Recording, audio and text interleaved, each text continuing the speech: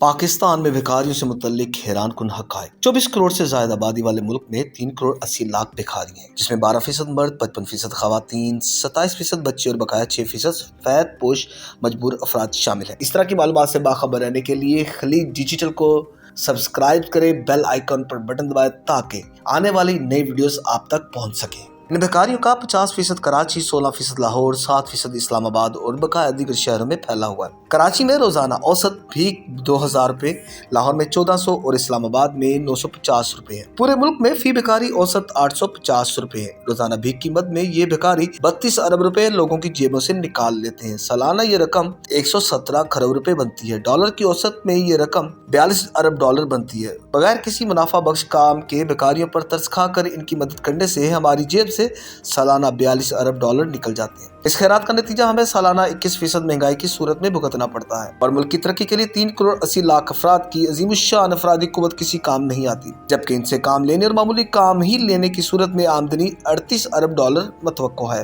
जो चंद बरसों में ही हमारे मुल्क को मुकम्मल अपने पांव पर न सिर्फ खड़ा कर सकती है बल्कि मौजूदा भिखारियों के लिए बाइज्जत रोजगार भी मुहैया कर सकती है।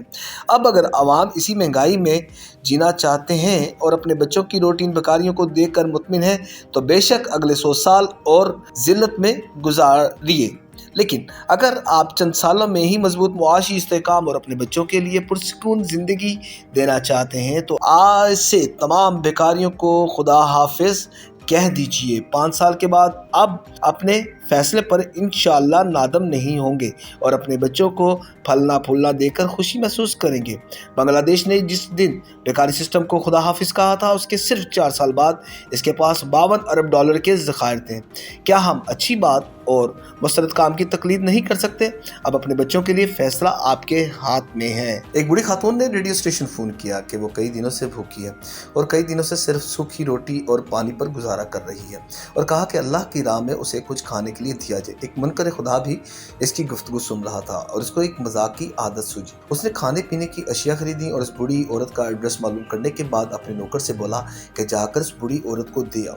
जब वो पूछे कि किसने भेजा है तो बताना कि शैतान की तरफ से तोहफा है। वो बूढ़ी औरत इतने ज्यादा खाने का सामान देखकर बहुत खुश हुई और जल्दी अपने घर के कोने में वो रखने लगी। ऐसे में नौकर ने पूछा कि आप मालूम नहीं करना चाहेंगी कि ये सामान किसने भेजा है? ये सुनकर वो बोली, मुझे इसकी कोई परवाह नहीं कि किसने भेजा है, मगर इतना मालूम है कि जब मेरे रब का हुक्म आता है तो शैतान भी हुक्म की तामील करता है।